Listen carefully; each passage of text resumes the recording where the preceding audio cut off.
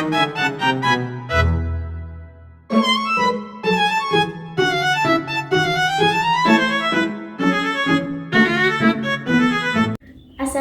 warahmatullahi wabarakatuh. Selamat pagi semua. Sebelum kita memulai pembelajaran, mari kita berdoa menurut agama dan kepercayaan masing-masing.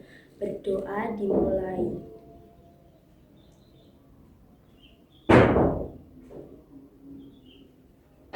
Berdoa dicukupkan.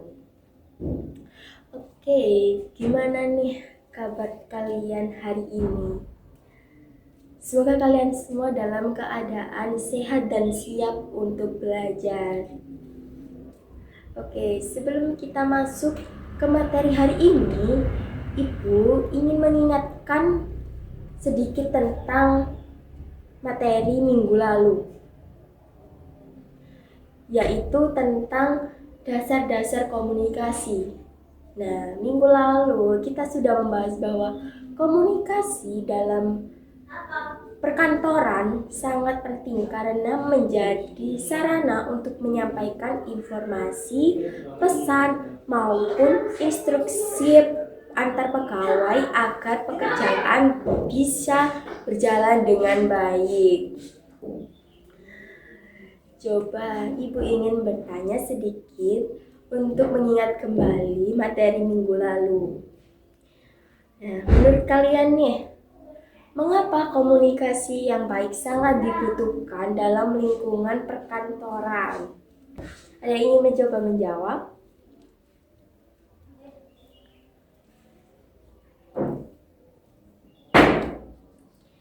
Baik, jawaban kalian semua sudah bagus.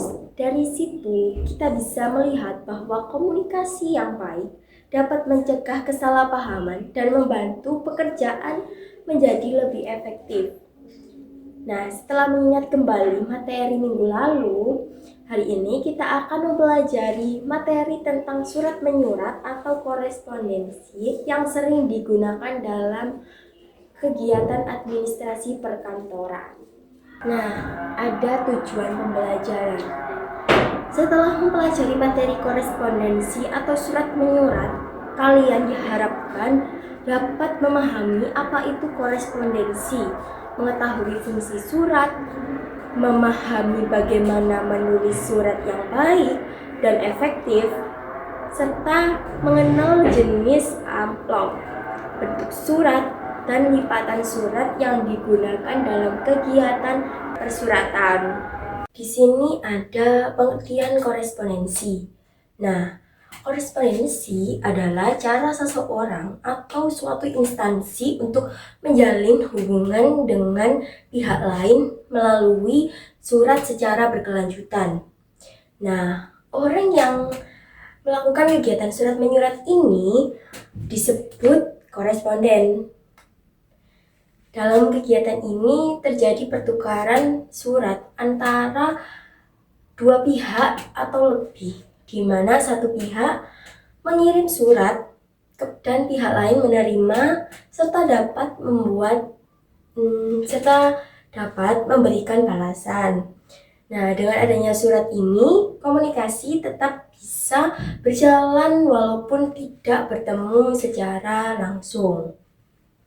Nah, surat sendiri merupakan bentuk komunikasi tertulis yang digunakan untuk menyampaikan pesan, informasi, pikiran, atau perasaan kepada pihak lain. Misalnya itu untuk memberikan pemberitahuan, menyampaikan permintaan, laporan, ataupun bisa jadi pengaduan.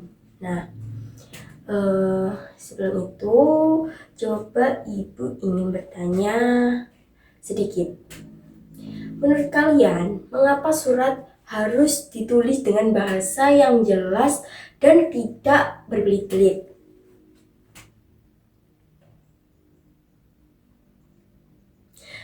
Betul sekali ya, karena jika bahasa dalam surat tidak jelas, penerima surat bisa salah memahami isi pesan. Oleh karena itu, sebuah surat dikatakan efektif jika pesan yang disampaikan oleh penulis dapat dipahami dengan baik oleh pembaca.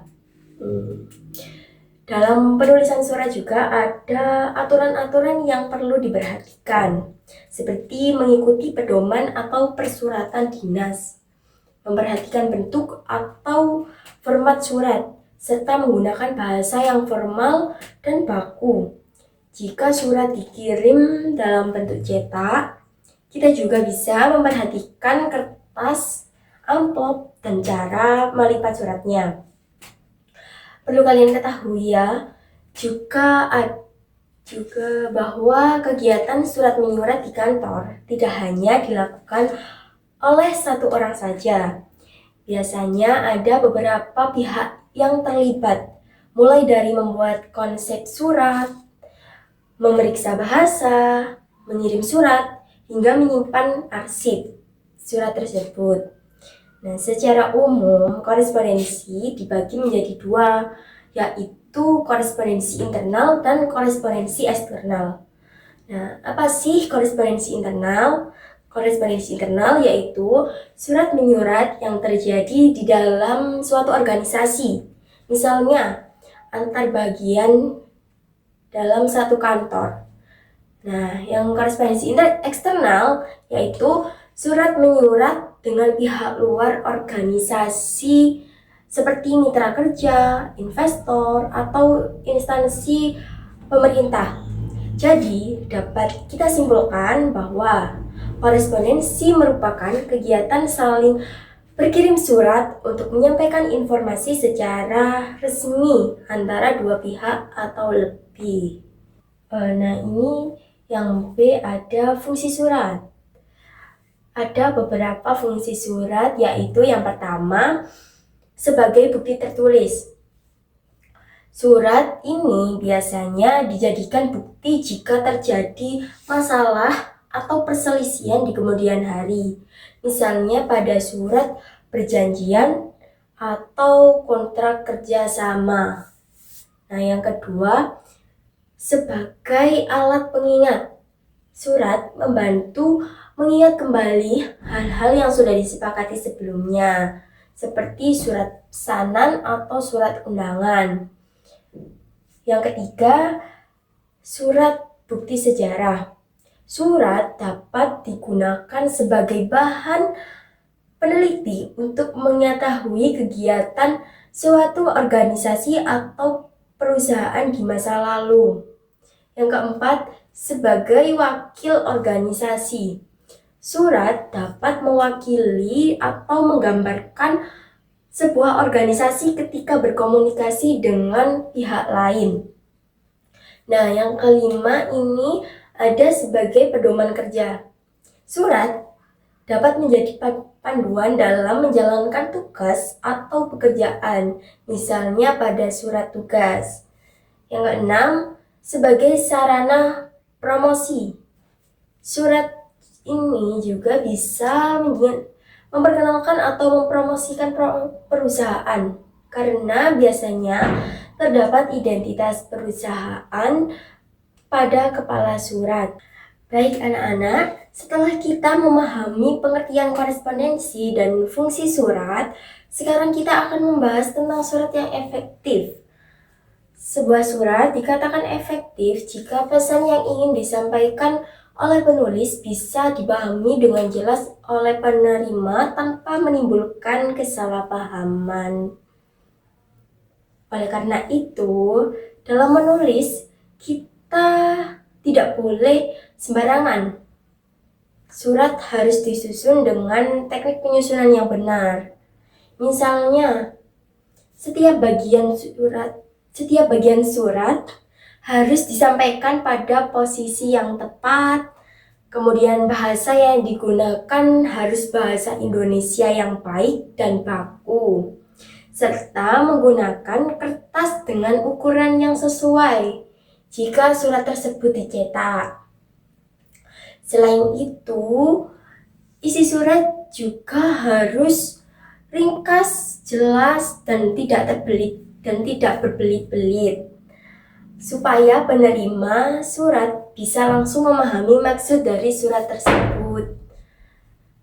Sekarang ya, coba Ibu tanya sedikit nih. Kalau sebuah surat terlalu panjang dan kalimatnya berputar-putar, menurut kalian, apa yang akan dirasakan oleh orang yang membaca? Kok nggak ada yang jawab ya? Nah ini, sebelum itu kita ice breaking dulu biar tidak tegang ya. Kita santai-santai dulu. Ice breaking, kalau Ibu bilang selamat pagi, itu tepuk 1 kali. Kalau selamat siang, tepuknya 2 kali. Dan kalau selamat malam, itu tepuknya cuma setengah gini. Tidak ditepuk. Nah, sekarang kita mulai. Biar tidak tegang semua ya. Selamat pagi. Selamat malam. Selamat siang. Selamat pagi. Selamat malam. Selamat siang. Selamat pagi. Selamat malam. Selamat siang. Selamat pagi. Selamat malam. Selamat siang. Selamat pagi. Oke, semuanya ini kayaknya udah mulai semangat nih. Nah, gimana tadi pertanyaan dari Ibu? Apakah bisa dijawab?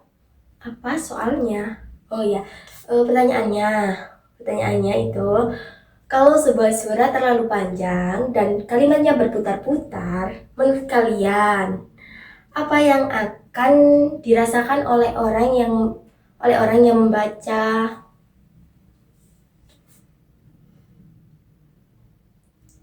Betul ya. Pembaca bisa bingung atau bahkan malas membaca sampai selesai. Karena itu, dalam menulis surat, kita harus menggunakan bahasa yang efektif dan efisien. Tetapi, tetap logis dan sopan. Selain itu, pemilihan kata juga harus tepat dan cermat, supaya isi surat terlihat rapi dan menarik untuk dibaca.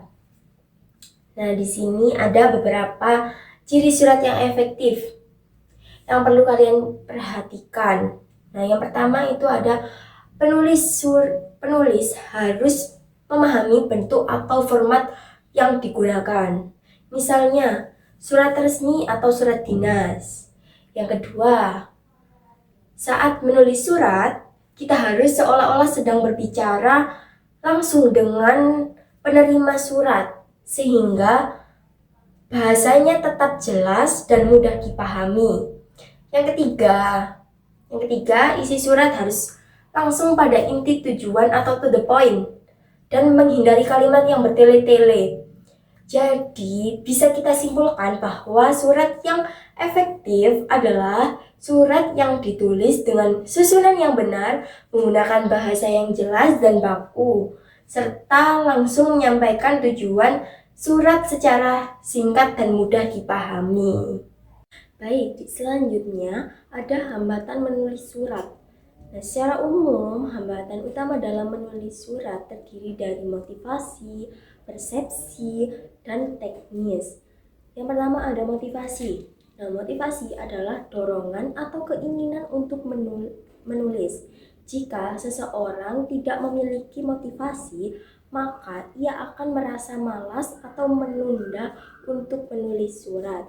Oke, contoh dari motivasi itu adalah jika seseorang sebenarnya harus menulis surat permohonan, tetapi ia menunda karena tidak ada semangat untuk memulai. Nah, yang kedua ada persepsi. Nah, persepsi adalah cara seseorang memandang atau menilai suatu pekerjaan. Jika seseorang berpikir bahwa menulis surat itu sulit atau membosankan, maka ia akan merasa kesulitan sebelum mencoba menulis. Contohnya, siswa merasa menulis surat resmi itu sangat sulit, sehingga ia menjadi ragu untuk memulai menulis. Nah, yang ketiga ada teknis. Teknis ini berkaitan dengan kemampuan dan keterampilan dalam menulis. Hambatan ini muncul ketika seseorang belum memahami cara menyusun surat dengan baik. Contohnya, tidak tahu bagaimana membuat pembukaan surat, isi surat, atau penutup surat. Jadi ada hambatan lain dalam menulis surat selain 3 hambatan utama tersebut. Ada beberapa hambatan lain yang sering dialami seseorang saat menulis surat. Yang pertama, tidak tahu cara memulainya. Banyak orang bingung saat akan menulis kalimat pertama dalam surat. Contohnya, tidak tahu bagaimana membuat salam pembuka atau kalimat pengantar. Nah, yang kedua, tidak memiliki banyak waktu. Kesibukan membuat seseorang tidak sempat memikirkan isi surat dengan baik. Contohnya, seseorang menunda menulis surat karena harus menyelesaikan pekerjaan lain. Terus yang ketiga ada tersangkut di paragraf awal. Kadang ya, seseorang sudah memulai menulis, tetapi berhenti di tengah jalan karena tidak tahu bagaimana melanjutkan isi surat tersebut. Nah, yang keempat, tidak percaya diri dengan tulisan sendiri. Sebagian orang merasa tulisannya itu kurang bagus atau takut salah, sehingga ragu untuk menulis. Yang kelima, yaitu rasa malas sering menjadi penyebab seseorang menunda atau tidak menyelesaikan penulisan surat. Yang keenam, lingkungan yang kurang mendukung.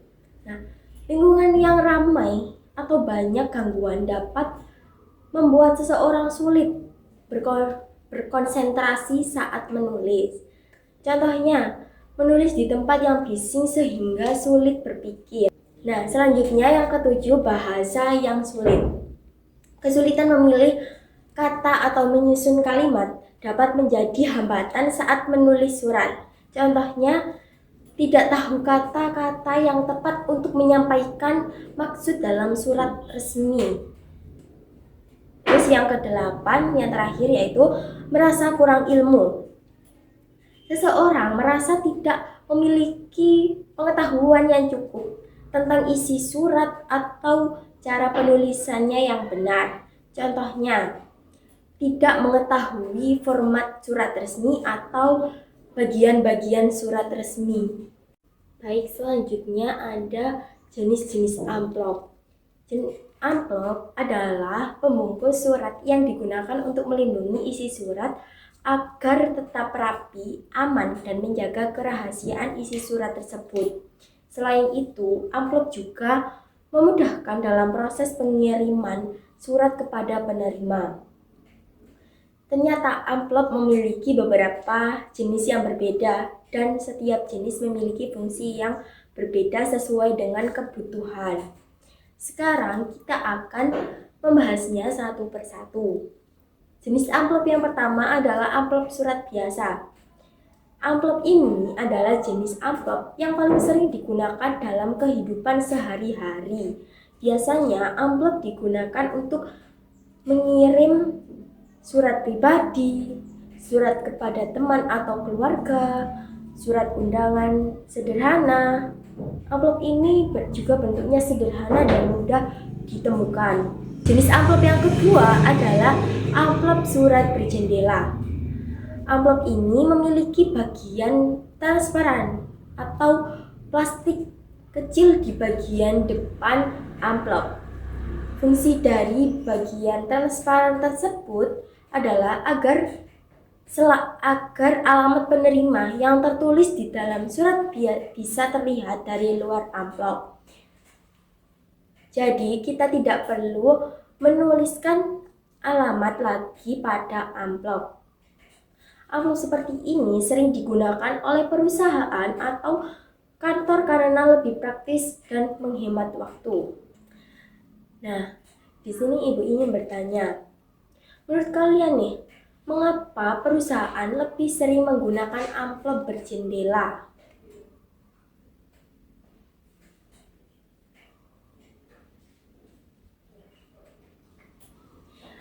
Nah, ya, betul sekali. Biasanya karena perusahaan harus mengirim banyak surat sekaligus, sehingga cara ini lebih cepat dan efisien. Yang ketiga yaitu amplop surat kartu. Amplop ini digunakan untuk mengirim kartu. Contohnya seperti kartu ucapan, kartu undangan, kartu ulang tahun. Jadi ukuran amplop ini biasanya disesuaikan dengan ukuran kartu agar kartu tidak rusak atau terlipat. Nah, yang keempat, amplop surat bisnis atau niaga. Nah, amplop ini digunakan untuk kegiatan bisnis atau pekerjaan kantor.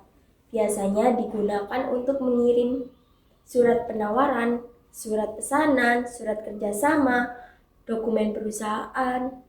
Nah, amplop ini biasanya terlihat lebih rapi dan formal karena digunakan dalam kegiatan resmi.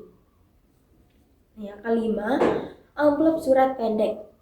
Amplop surat pendek digunakan untuk surat yang ukurannya kecil atau tidak terlalu panjang.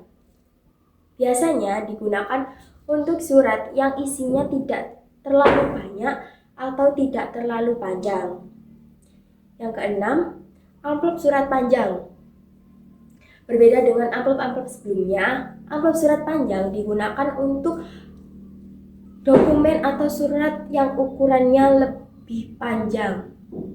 Biasanya digunakan untuk surat resmi, dokumen kantor, surat pemberitahuan penting, dan lain sebagainya. Dan sebelum itu, Ibu ada pertanyaan juga nih. Kira-kira mengapa dokumen resmi sering menggunakan amplop yang panjang? Ada yang bisa menjawab?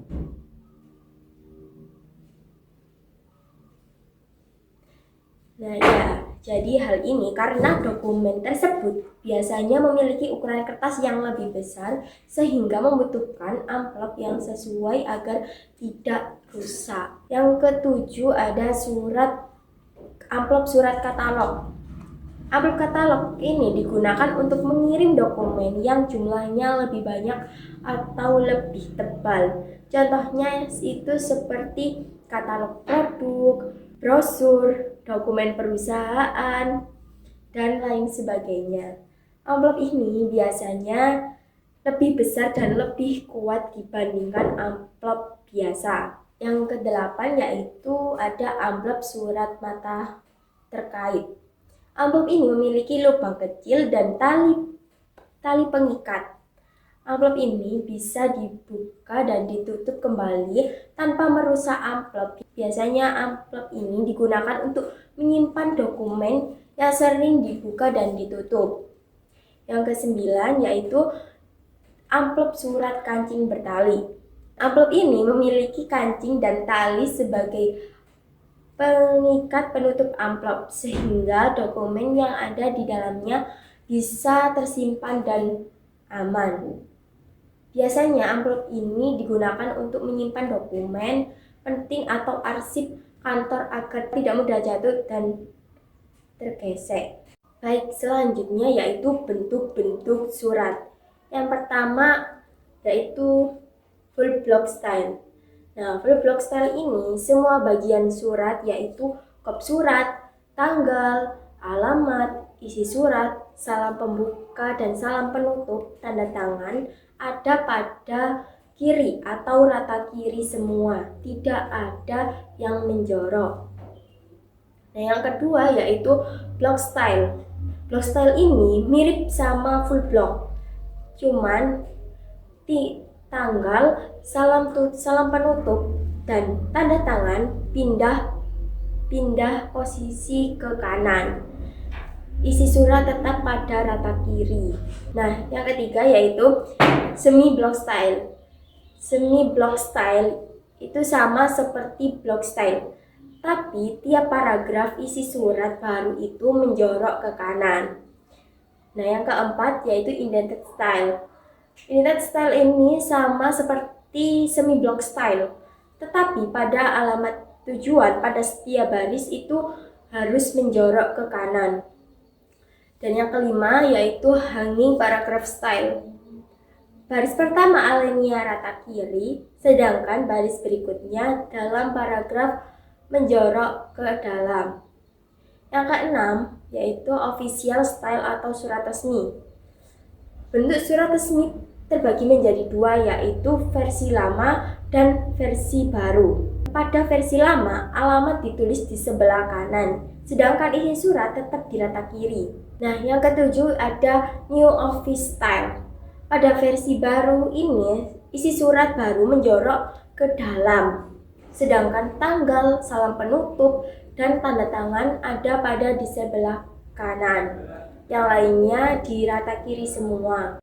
Baik, di sini kita akan membahas jenis-jenis lipatan surat. Ada beberapa jenis lipatan surat yang harus diketahui. Yang pertama ada standard fold. Nah, jenis lipatan ini yang paling sering digunakan. Cara melipatnya, bentar ya, saya kasih lihat surat standard fold. Oke, di sini Ibu akan mempraktekkan lipatan surat yang pertama yaitu standard fold. Nah, yang ini tuh kita kayak yang atas, yang ini kan di kop surat. Nah, ini dilipat ke bawah. Lipat ke bawah. Nah, yang atas ini tinggal diginiin ke atas.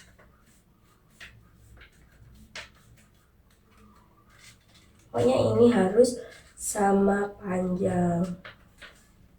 Harus rapi lah. Nah, gini. Yang bawah ini ke sini, yang atas ke sini.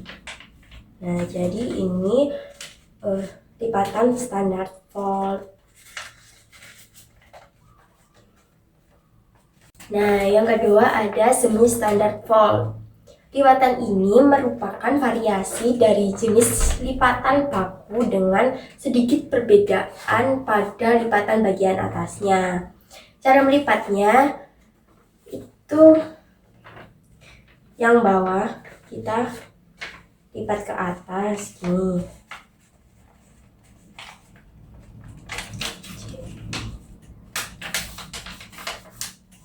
Lipat ke atas. Nah, kan gini sih. Nah, ini yang atas kita lipat ke sini. Lipat ke bawah yang atas.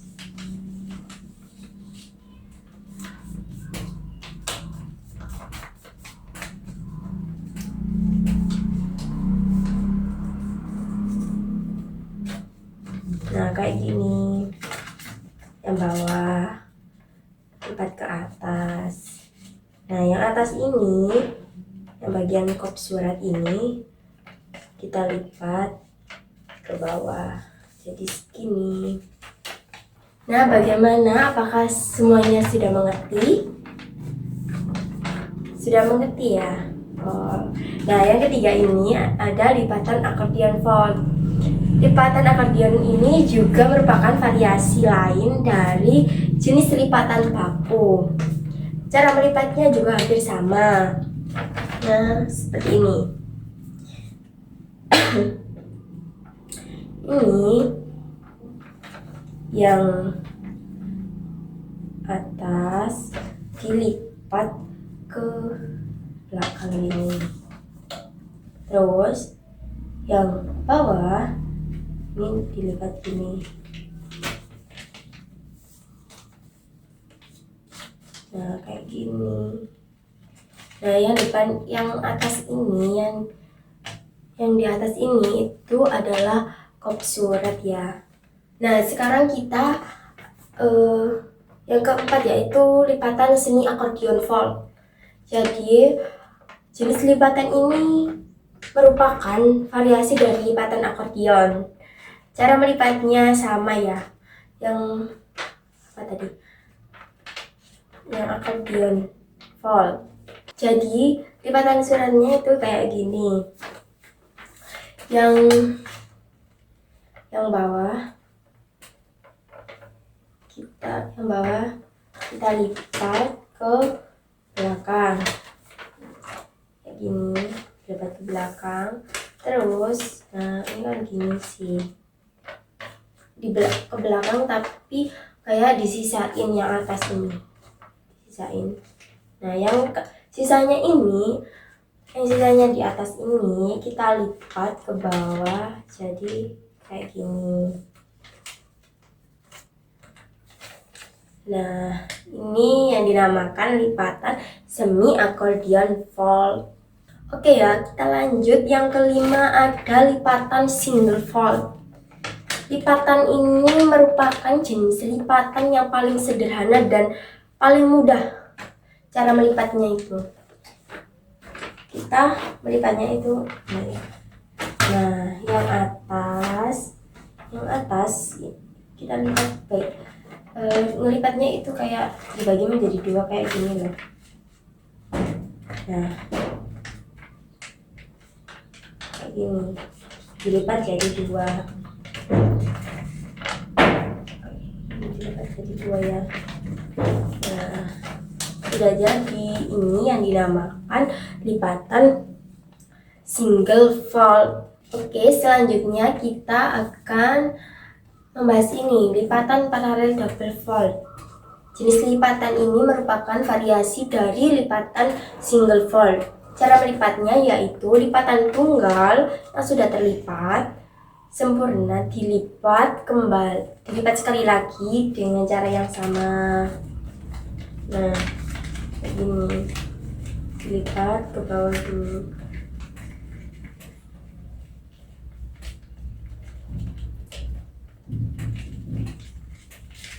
Nah ini sudah jadi. Nah, jadi kayak gini loh. Ini kan tadi single fold, terus dilipat lagi kayak ini.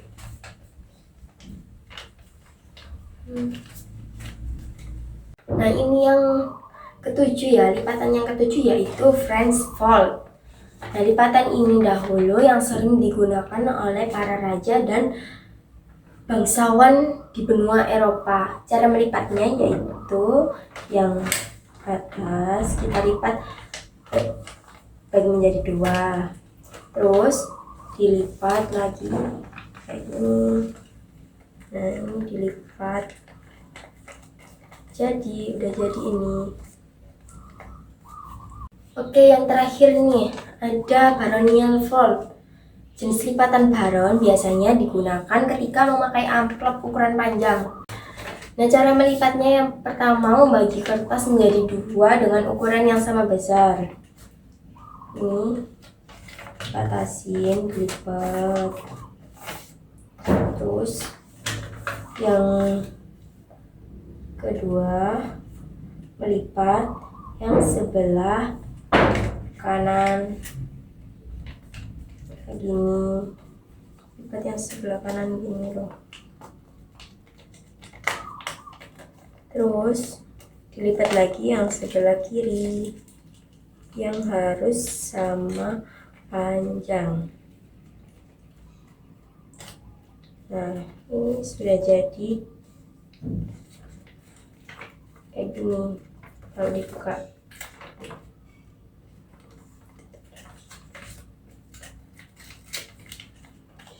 Dari materi yang Ibu jelaskan tadi ya, apa semuanya sudah paham? Jika ada yang belum paham bisa bertanya.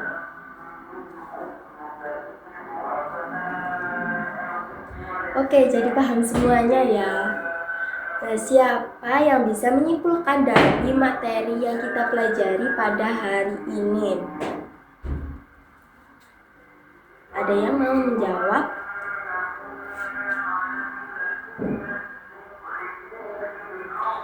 Baik, betul sekali. bahwa korespondensi atau surat menyurat merupakan kegiatan komunikasi tertulis yang digunakan oleh organisasi atau instansi untuk menyampaikan informasi secara resmi. Surat memiliki beberapa bagian penting yang harus disusun dengan baik agar informasi yang disampaikan jelas dan mudah dipahami. Ibu berharap kalian dapat memahami materi korespondensi ini dan nantinya mampu membuat surat dengan baik dan benar. Baik, Ibu tutup pembelajaran hari ini dengan berdoa agar ilmu yang kita pelajari bermanfaat. Berdoa dimulai. Berdoa dicukupkan. Terima kasih atas perhatian kalian. Sampai jumpa pada pertemuan berikutnya. Wassalamualaikum warahmatullahi wabarakatuh.